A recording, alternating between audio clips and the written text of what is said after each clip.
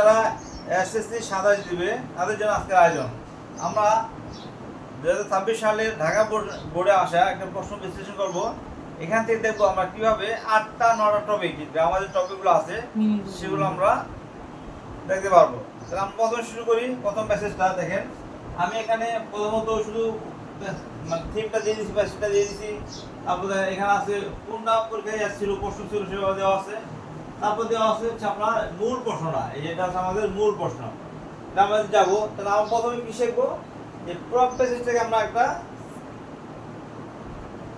বিশ্লেষণ করবো। তাহলে দেখেন এখানে আসি, যে আমরা সবাই খেয়াল করি, সবাই একটু খেয়াল করে মনোযোগ দিয়ে, তোমরা যারা এখানে আসো সবাই খেয়াল করো। দেখো এই যে মূল যে বাক্যটা এখানে লোনলিনেস মানে একাকিত্ব, একটা শব্দ এখান থেকে কিন্তু শূন্যস্থান না, এখানে আসতে অর্থ এরকম দেখা গ্যাবি দিতে অর্থ। Loneliness means staying alone without any company. এই যে দেখেন একটা লাইন হয়ে গেল আমাদের। আর আপনাকে যে প্রশ্ন করা হয় যারা তোমরা 9 10 এ পড়ো, এই যে মিন্স এটা কোন টেন্সকে ইন্ডিকেট করতেছে তোমরা সবাই জানো। এটা হচ্ছে প্রেজেন্ট ইনডিফিনিট, প্রেজেন্ট ইনডিফিনিট টেন্সকে ইন্ডিকেট করছে এই মিন্স। তারপর staying alone without any company, আবার এটি আইনি এটাও কিন্তু গ্যাপ হিসেবে দিতে পারতো। তারপর কোম্পানি হিসেবে গ্যাপ। তাহলে আমরা খেয়াল করলাম কি, যে বাক্যটা শুরু হয়েছে প্রেজেন্ট ইনডিফিনিট টেন্স দিয়ে, তাই সবসময় স্টিমেটটা ফলো থাকবে। তারপর আমরা আসি, দেখেন যে man is social being, man is social being. আর এখানে আমরা যদি বলি তাহলে ইজ হচ্ছে একটা ভার্ব, ইজ। এই ইজ ভার্বের বেস ভার্ব, বেস ভার্ব কি? এই প্রশ্ন একটা বেসিক প্রশ্ন, অনেকে আমরা একটু ভুল করি। এই ইজ হচ্ছে একটা মূল ভার্ব, বেস ভার্ব। এই যে একটা ভার্ব, এর মূল ভার্ব হচ্ছে বি ভার্ব, বি ভার্ব। এই দেখেন বি ভার্ব, এই বি ভার্ব হচ্ছে ইজ ভার্বের মূল ভার্ব। এখানে এম ইজ আর, এটা হচ্ছে প্রেজেন্ট ফর্ম। বি ভার্বে বি হচ্ছে মূল ভার্ব, এর প্রেজেন্ট ফর্ম হচ্ছে am is are, past form হচ্ছে ওয়াজ।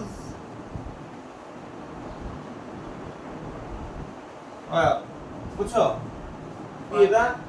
এম ইজ আর, ওয়াজ আর, আগে থাকে হচ্ছে প্রেজেন্ট ফর্ম, পাস্ট ফর্ম, লাস্টে হচ্ছে বিন।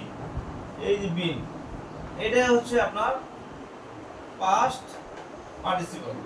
তাহলে আমরা যখন একটা ভার্ব পাবো, সেই ভার্বটাকে আমরা তিনটা ক্যাটাগরিতে চলে যাবে। প্রথমত হচ্ছে বেস ভার্ব, তারপর কি present form, past form, past participle. Present form, past form, past কি পার্টিসিপল। তাহলে আমরা আবার যদি খেয়াল করি, এখানে এই ইজ, এটা হচ্ছে প্রেজেন্ট ইনডিফিনিটেন্সের বি ভার্বের প্রেজেন্ট ফর্ম। আবার দেখেন যে বিং, বি সাথে বিং আসলো, বি হয়ে গেল। আবার he can not live, he can not live alone. এটাই সবচেয়ে মজার বিষয়, এই বাক্যটাকে এখানে ক্যান নট আসছে, ক্যান নট লিভ অ্যালোন। দেখেন he can not live alone,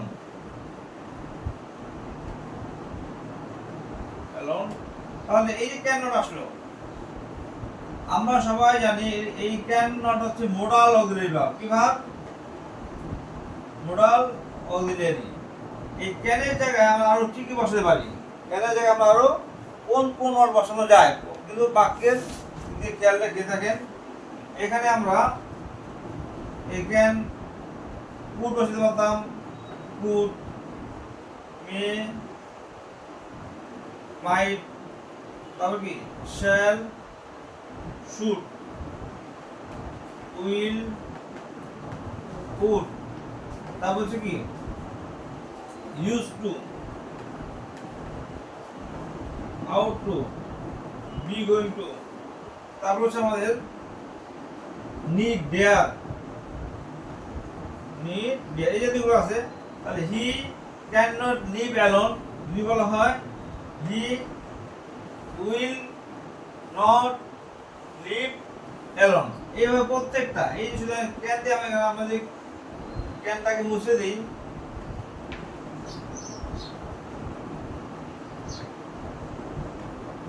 ক্যানটাকে মুছে দিলাম। আর এইভাবে আমরা can, shall, should, will, would, can, could, may, might, use to, ought to, be, going to দিয়ে বাক্যটাকে শিখতে পারবো।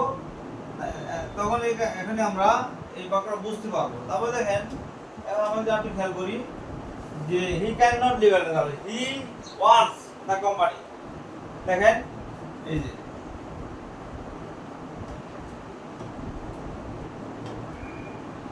তারপর এটা হচ্ছে হি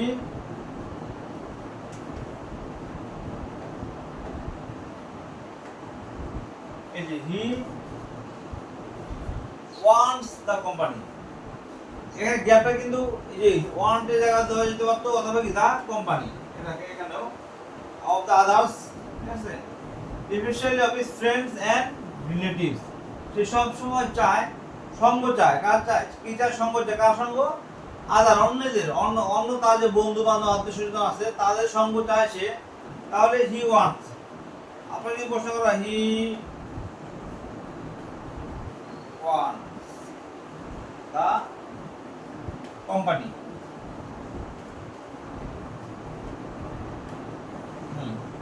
এই যে হি ওয়ান্টস দ্য কোম্পানি, ঠিক আছে। তাহলে দেখেন একটা আমরা যখন ভার্ব একটা বাক্য পাবো, এখানে যে মূল যে প্যাসেজটা দেখেন এখান থেকে শুরু করে এই পর্যন্ত, তবে একটা বাক্য, প্রতিটা বাক্য পড়ার সময়, প্রতিটা প্যাসেজ পড়ার সময় মূল যে কাজটা আমার সেটা হচ্ছে কি ফিনিট ভার্বকে বের করা, ফিনিট ভার্ব খুঁজে বের করা। তাহলে বুঝতে পারবো, কারণ ফিনিট ভার্বের আগে পিছনে আপনার সব কাজ হবে।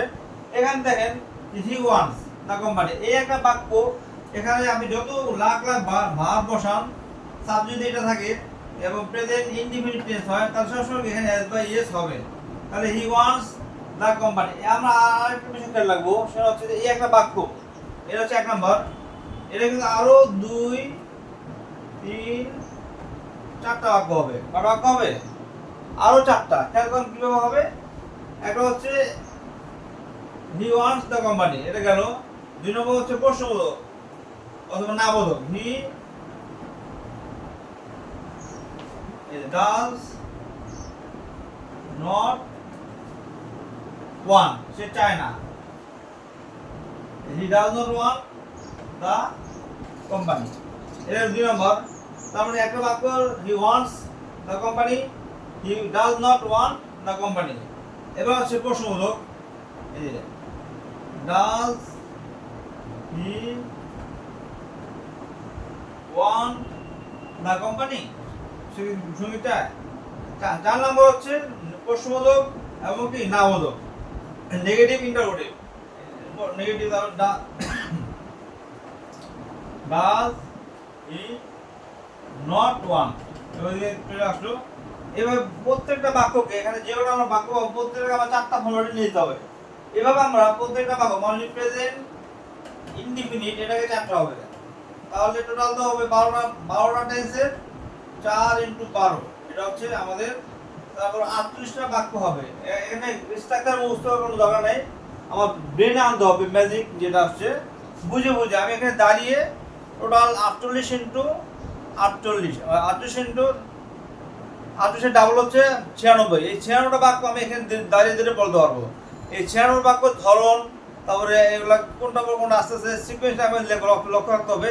এখানে গ্রামার মুখস্থ করার তেমন কিছুই নাই। আমি যদি বলি যেমন হি ওয়ান্টস দ্য কোম্পানি, সে চায়, তার সে চায় না, হি ডাজ নট ওয়ান্ট, সে কি চায়, ডাজ হি ওয়ান্ট, সে কি চায় না, ডাজন্ট হি ওয়ান্ট। এইভাবেই 4টা। আবার যদি বলি হি ইজ গোয়িং দেয়ার, এটা হচ্ছে প্রেজেন্ট কন্টিনিউয়াস। এভাবে আরো আসবে, আমরা দেখবো। তাহলে আমরা যখন পড়তে যাবো তখন আমরা যে কোনো বাক্যকে কাটাই, যেমন দেখেন যে কোনো বাক্যকে আমরা 4টা ফরম্যাটে নিয়ে যাবো। দেখেন এই যে we do not find any suitable situation, এই যে এখানেও কিন্তু এভাবে আসলো। এটাও কিন্তু প্রেজেন্ট ইনডিফিনিট, শূন্যস্থান পূর্ণ এখানেও দিতে পারতো। যেমন উই ড্যাশ, ঠিক আছে, we dash any suitable situation, এই যে ড্যাশ দিয়ে দিবে এখানে। তাহলে আমি এখানে কি বসাবো? আমাকে ওই যে একটা বাক্যে 4টা রূপ হবে, প্রেজেন্ট ইনডিফিনিট হলো 4টা হবে, প্রেজেন্ট কন্টিনিউয়াস টেন্স হলো 4টা হবে, প্রেজেন্ট পারফেক্ট হলো কি 4টা হবে, 48টা অ্যাক্টিভ বাক্য, মানে অ্যাক্টিভ হবে, অ্যাক্টিভ ভয়েসের বাক্য হবে 48টা। আর এই 48টা আবার প্যাসিভ আছে, প্যাসিভ হবে আরো 2 গুণ, তাহলে হবে 96টা। এই 96টা বাক্য রূপ যদি আমরা ধরতে পারি তাহলে কিন্তু আমরা যে কোনো উইথ ক্লোজ, উইদাউট ক্লোজ, তারপর রাইট ফ্রম ভার্ব সলভ করতে পারবো। এখন আমরা আসি একটা সিম্পল কোশ্চেন, যে এবার দেখেন এখানে এই যে টু এক্সচেঞ্জ আসলো, টুর পরে বেস ভার্ব কি হবে? টু প্লাস বেস ভার্ব, সব যদি বেস ভার্ব হয় তাহলে এই যে 2 প্লাস 2, এখানে আবার আমাদেরকে 5টা বিষয় আছে দেখতে হবে। আমি একটু বলি। প্রথমটা হচ্ছে 2 প্লাস বেস ভার্ব, তারপর হচ্ছে দেখেন বেস ভার্ব প্লাস আইএনজি, তারপর হচ্ছে বেস ভার্ব প্লাস আইএনজি, এখানে নাউন থাকবে, নাউন থাকবে না।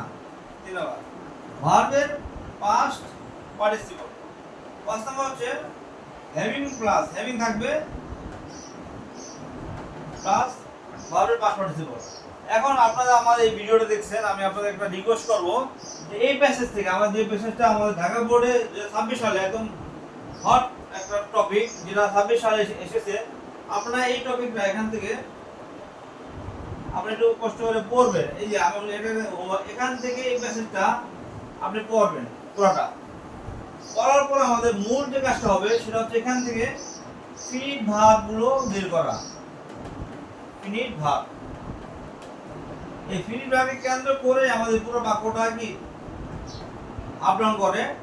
কারণ একটা বাক্যে ফিনিট ভার্ব ছাড়া কোনো বাক্য হয় না, ফিনিট ভার্ব ছাড়া কোনো বাক্য হবে না। তাহলে এখানে আমরা কটা ফিনিট ভার্ব পেলাম, তারপর কটা নন ফিনিট আছে সেটা আমাদের দেখতে হবে। এইভাবে বুঝে বুঝে আমরা যদি এই টপিকটাও করতে পারি, আপনাদের গ্রামার টপিক হচ্ছে টোটাল 9টা, কটা? 9টা। এই 9টা একটা থেকে 9টা হবে। আপনাকে আমি প্রশ্ন বলে দেখেন একদম সহজভাবে, যেমন এই যে অ্যালোন, উইদাউট, উইদাউট, দেখেন এখান থেকে কিন্তু রাইট ফ্রম ভার্ব আসতে পারে। এই একটু থেকে একটু, এটাকে আমরা যদি চেঞ্জিং সেন্টেন্স হিসেবে ধরি সেখানে আমরা নিতে পারবো। তারপর এটা যদি আমরা ট্যাগ কোশ্চেন বলি সেখানে নিতে পারবো। এখান থেকে যদি আমরা সাফিক্স প্রিফিক্স বের করতে চাই তাও হবে। তার মানে কি প্রিপজিশন আছে, লিঙ্কিং ওয়ার্ড আছে। এখানে একটা টপিক থেকে আমি 8টা টপিকে নিয়ে যাব, কনভার্ট করব যে কোন কোন টপিকটা এখানে হিট করেছে। তাহলে আমি আমার গ্রামারের যে মূল থিমটা সেটা আমি পাবো। তারপরে দেখবেন কি আমার গ্রামারে একদম পুরো ক্লিয়ার হয়ে যাবে। প্রতিটা টপিক ধরে ধরে আমরা পড়বো। সবাইকে আজকে আমরা আর না গিয়ে শেষ করতে যাচ্ছি। সবাই দেখেন আজকে যে আমাদের যে মূল প্রশ্ন ছিল সেটা হচ্ছে এই যে এটা ঢাকা বোর্ড 26-এর উইথ ক্লোজ সলিউশন। এখানে দেখেন loneliness means staying alone without any company গেল। Man is a social being, একদম সহজ, মানে আর্টিকেল বসা দিলে আমার উত্তর হয়ে যাচ্ছে। He can not live alone, এটাও একটা adverb. He wants the company of the others, special, এই যে এটা adverb. Adverb of the friend and relatives. When a man miss the company of the alone of anyone in the society he feels lonely। এই বাক্যটা যদি আপনাকে বলা হয়, এই বাক্যটাকে যেমন এইখান থেকে এই বাক্যটা আসলে কোন ফরম্যাটে আছে, এটা যদি আমরা এটা যদি আমি বলি এটা কমপ্লেক্স আছে, কমপ্লেক্স, তাহলে কিভাবে বুঝবো এটা কমপ্লেক্স? তাহলে কম্পাউন্ড কি হবে এবং সিম্পল কি হবে, এটা আমাদেরকে খেয়াল রাখতে হবে। আমরা সামনে বলবো, আপনারা চেষ্টা করবেন এই বাক্যটাকে সিম্পল অথবা কম্পাউন্ডে নিয়ে সলভ করার জন্য। তো সবাইকে ধন্যবাদ জানিয়ে আমি আমার কথা এখানে শেষ করছি। আবার দেখা হবে নতুন কোনো ভিডিও নিয়ে। আসসালামু আলাইকুম ওয়া রাহমাতুল্লাহ।